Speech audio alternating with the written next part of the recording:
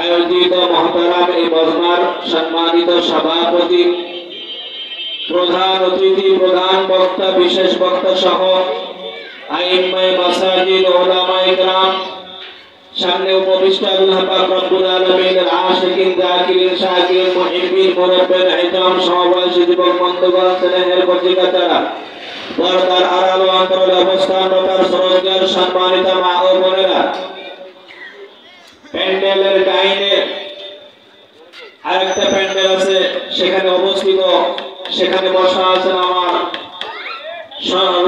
সনাতন ধর্মাবলম্বী ভাইয়েরা, মিডিয়া ব্যক্তিত্ব, প্রশাসন, যে যেখানে আছেন, যে যেখান থেকে মাইকের আওয়াজ শুনছেন, আল্লাহ পাক রব্বুল আলামিন এই মাহফিলের ময়দানে আমাদেরকে আসার বসার, কোরআন সুন্নাহ থেকে কিছু কথা আলোচনা করার এবং শোনার তৌফিক দান করেছেন। এজন্য সেই মহান রব্বে কারীমের দরবারে শুকরিয়া আদায়ার্থে মুসলমান হিসেবে ঈমানের আওয়াজকে উচ্চ করে একই আওয়াজে একই কণ্ঠে সকলে পড়ে নেই আলহামদুলিল্লাহ। আলহামদুলিমান কদ্দারা খায়রান ওয়া খাবালা, আলহামদুলিমান কদ্দারা খায়রান ওয়া খাবালা, ওয়াশ-শুকরু লিমান সাওয়ারা হুসনান ওয়া জামালা, ওয়াশ-শুকরু লিমান সাওয়ারা হুসনান ওয়া জামালা। প্রিয় ভাইরা আমার, আমি পবিত্র কালামুল্লাহ শরীফ থেকে একটা আয়াতে কারিমা তেলাওয়াত করেছি, সংক্ষিপ্ত ভাবে এর উপরে কিছু কথা বলবো। আল্লাহ পাক রব্বুল আলামিন তৌফিক দান করুন, সকলে বলুন আমিন।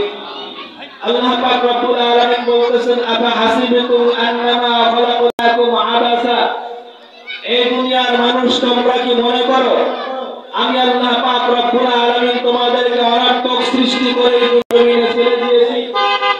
তোমরা কি এটা মনে করো?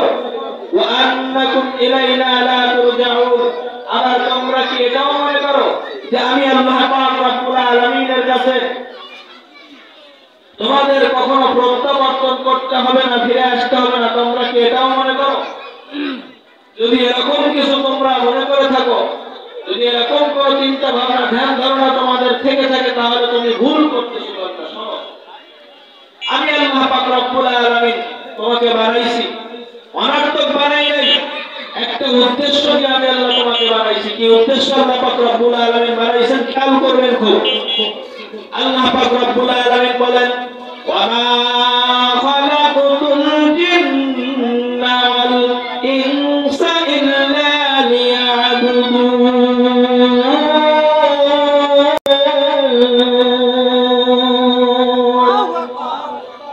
আল্লাহ তাআলা বলেন, এই দুনিয়ার মানুষ শোনো, আমি আল্লাহ তোমাদেরকে কেন বানাইলাম? আমি আল্লাহ পাক রব্বুল আলামিন তোমাদেরকে এজন্য বানাইছি, একমাত্র কেবলমাত্র শুধুমাত্র আমি আল্লাহ পাক রব্বুল আলামিনের ইবাদত করার জন্য, গোলামি করার জন্য, দাসত্ববাদী করার জন্য। অন্য কোন উদ্দেশ্যে আমি আল্লাহ পাক রব্বুল আলামিন তোমাদেরকে বানাই নাই। তাহলে একটা প্রশ্নের উত্তর পাইলাম, আল্লাহ তাআলা আপনাকে আমাকে কেন বানাইছে, ঠিক না?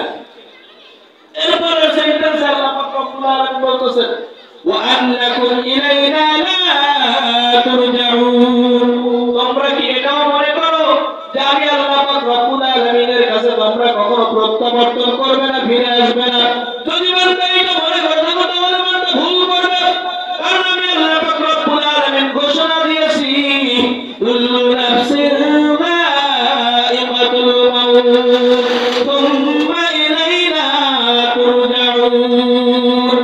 আল্লাহ পাক রব্বুল আলামিন কোরআনে হাকিমের মধ্যে 114 সূরা নাযিল করেছেন, 6064 খানা আয়াতে কারিমা নাযিল করেছেন।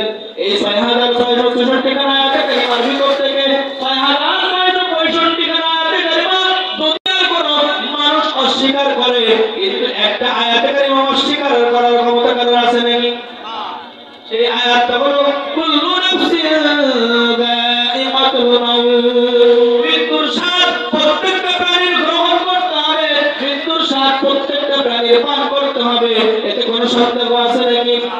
যদি বান্দা মনে করো না আমি মৃত্যুবরণ করবো না, আমি চিরঞ্জীবী কিয়ামত পর্যন্ত এই হায়াতের জিন্দেগিতে আমি বেঁচে থাকবো, তাহলে বান্দা ভুল করবে। এই তো দুই গতকালকে আমরা একটা যুবকের জানাজা পড়লাম, মনে আছে আপনাদের? ভুলে গেছেন? গতকালকে তো রিয়াজ নামক এক যুবকের জানাজা পড়লাম। কয়দিন বয়স? এখনো পর্যন্ত যুবক বিবাহ শাদী করে নাই। এখনো পর্যন্ত এই যুবক বিবাহ শাদী করে নাই। হয়তো বা বয়স বেশি বলে 21 থেকে 22 বছর হবে।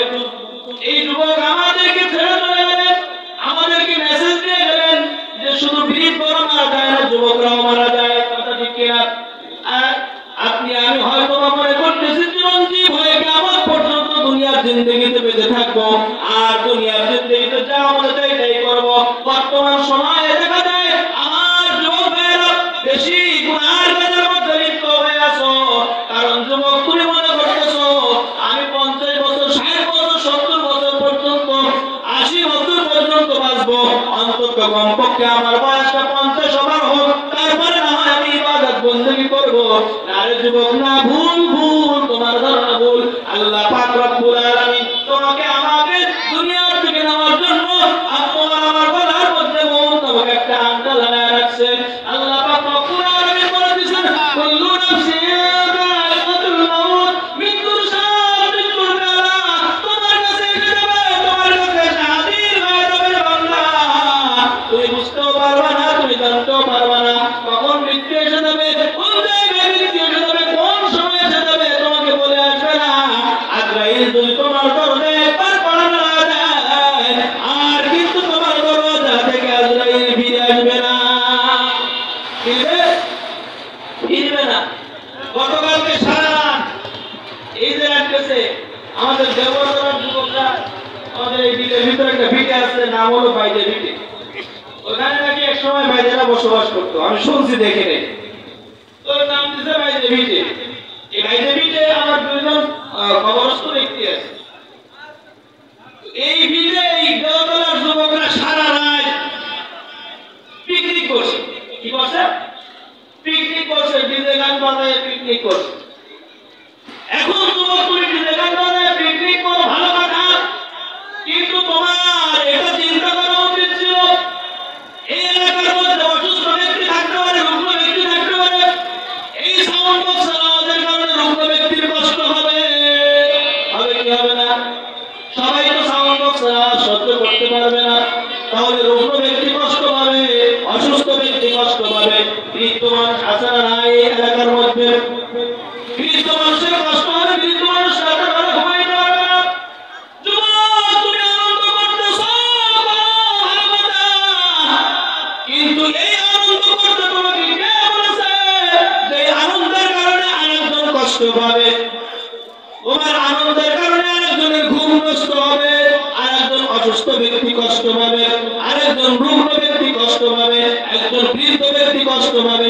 এই আনন্দ তোমাকে কোন মুসলমান করতে বলে নাই। ইসলাম ধর্ম তোমাকে এই আনন্দ করার, ইসলাম ধর্ম তোমাকে এই আনন্দ করার পারমিশন দেয় নাই। ইসলাম ধর্ম তোমাকে আনন্দ করার পারমিশন দিয়েছে, কিন্তু এইরকম আনন্দ না। আল্লাহ রাসূল সাল্লাল্লাহু আলাইহি ওয়াসাল্লাম বলেন, আল মুসলিমু মান সালিমাল মুসলিমুনা মিন লিসানিহি ওয়া ইয়াদিহি। মুসলমান হলো ওই ব্যক্তি যার হাত আর জবান দ্বারা অপর মুসলমানের ইবাদত থাকে। তাহলে ইবাদত থাকলো, কথা বলে, ইবাদত থাকলো। আমি আমাদের চেয়ারম্যান মহোদয়ের কাছে আজকে একটা আবেদন করব, পিকনিক নামে এই অপসংস্কৃতি আমাদের দেশ থেকে বিদায় দেওয়া হোক। প্রশাসনকে সাথে নিয়ে এই অপসংস্কৃতি আমাদের দেশ থেকে বিদায় দেওয়া হোক। পিকনিক নাম করে এই অপসংস্কৃতির ভিতরে যুবকরা ডুবে থাকবে, এটা ইহুদি খ্রিস্টানদের কালচার। আমি কোরআন থেকে বলে দিচ্ছি, শুনেন, আল্লাহ তাআলা এখান থেকে 1750 বছর আগে জানাই দিয়েছেন, ওয়ালান তারদা আনকাল ইয়াহুদু ওয়ালান নাসারা হাত্তা তাত্তাবি'a মিল্লাতাহুম কুল ইন্না হুদাল্লাহি হুয়াল হুদা। ইহুদি এবং খ্রিস্টানরা, নাসারারা, এরা তোমাদের উপরে ততক্ষণ পর্যন্ত সন্তুষ্ট হতে পারে না যতক্ষণ পর্যন্ত তোমরা তাদের দলভুক্ত না হবে, তোমরা যতক্ষণ পর্যন্ত তাদের মিল্লাতের উপরে না উঠে যাবে। এখন আপনাকে আমাকে কি ডাইরেক্ট তাদের মিল্লাতের উপরে নিয়ে যাবে নাকি? ডাইরেক্ট এসে দাওয়াত দিবে তুমি খ্রিস্টান হও বলবে? কথা বল, ডাইরেক্টলি দাওয়াত দিবে না। ইহুদিরা ডাইরেক্ট এসে বলবে না তুমি আমার ধর্ম গ্রহণ করো। এজন্য কিছু কৌশল অবলম্বন করেছে, যে এই কৌশল আর এই সংস্কৃতি মুসলমানের মধ্যে ঢুকাই দিয়ে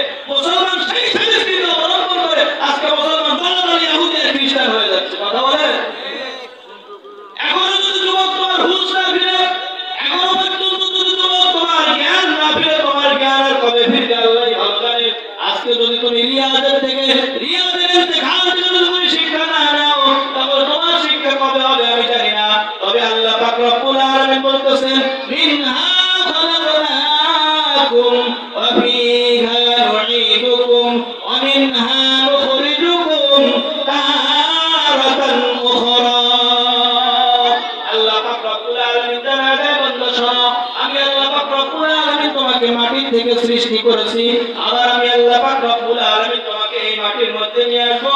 আবার একটা দিন আসবে যেই দিন আমি আল্লাহ পাক রব্বুল আলামিন তোমাকে এই মাটি থেকে উত্তোলন করব। আল্লাহ পাক রব্বুল আলামিন জানায় আল-কারিআতু মাল-কারিআ, মহাপ্রলয় ঘটবে, মহাপ্রলয় ঘটবে কি ঘটবে না সন্দেহ আছে? হ্যাঁ, আল্লাহ পাক রব্বুল আলামিন কালামে হাকিম নাযিল করে একেবারে শুরুতেই বলে দিয়েছেন যালিকাল কিতাবু লা রাইবা ফীহ। এটি এমন এক কিতাব যে কিতাবের ভিতরে ভুল থাকা তো দূরের কথা, সন্দেহের কোনো অবকাশ নাই। তাহলে আল্লাহ পাক রব্বুল আলামিন তো বলে দিয়েছেন আল-কারিআ, আল-কারিআ মানে হলো মহাপ্রলয়। তাহলে মহাপ্রলয় ঘটবে যে কোন দিন?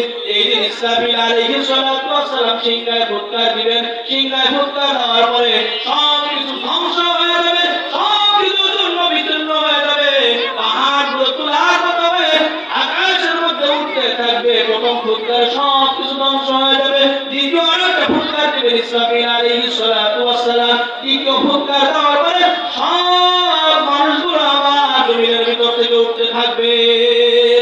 তাহলে আল্লাহ পাক রব্বুল আলামিন যে বললেন ওয়ামিনহা নুখরিজুকুম তারাতান উখরা, তোমাকে আবার একদিন আমি আল্লাহ পাক রব্বুল আলামিন এই মাটি থেকেই উত্তোলন করব। আল-কারিআতু মাল-কারিআ ওয়া মা আদরাকা মাল-কারিআ। নবী আপনি কি জানেন মহাপ্রলয় কি? আপনি আমি কেউ জানি মহাপ্রলয় কি, কেমন হবে? সামান্য যদি শুনি যে বঙ্গোপসাগরে ঝড় উঠছে, আপনার আমার অন্তরের মধ্যে কম্পন শুরু হয়ে যায় কি যায় না? যায় কি যায় না? আপনি আমি ভীত সন্ত্রস্ত হই কি হই না? কি না জানি কি ঘটতে পারে, কি না জানি হতে পারে। ওই যে আমেরিকার মধ্যে আগুন আছে, আগুন নিবে না, আগুন নিবে না, আগুন কেউ নিবাইতে পারে না। শেষ পর্যন্ত আজকে সকাল হলে দেখলাম আজান দেওয়া হচ্ছে, আল্লাহর বড়ত্বের ধ্বনি দেওয়া হচ্ছে। কারণ আমি শুনেছি ডোনাল্ড ট্রাম্প ক্ষমতায় আসার পরেই বলছিল যে মধ্যপ্রাচ্যের মুসলিমদের যারা আছো, তোমরা যদি আমার কথা না বলো আমি সব নরকে পরিণত করবো। আল্লাহ পাক রব্বুল আলামিন বলে ডোনাল্ড ট্রাম্প তুই নরক বানাবার কে? আমি আল্লাহ পাকে এমন নরক বানায় দেবো যা ঠেকাবার ক্ষমতা তোর মতন ডোনাল্ড ট্রাম্প 10টা আসলেও হবে না। কথা বলেন ঠিক কিনা? দেখছেন না আপনারা? আগুন জ্বলতেছে জ্বলতেছে, দাও দাও করে জ্বলতেছে, মাইলকে মাইল পুড়ে ছাই হয়ে যাচ্ছে। মুসলমানদের উপরে আক্রমণ করার দুঃসাহস দেখাও, মুসলমান হত্যা করার মতো হুমকি দাও। আল্লাহ পাক রব্বুল আলামিন বুঝে ঘুমায় থাকে না? আল্লাহ মনে হয় টের পায় না। প্রিয় ভাইরা আমার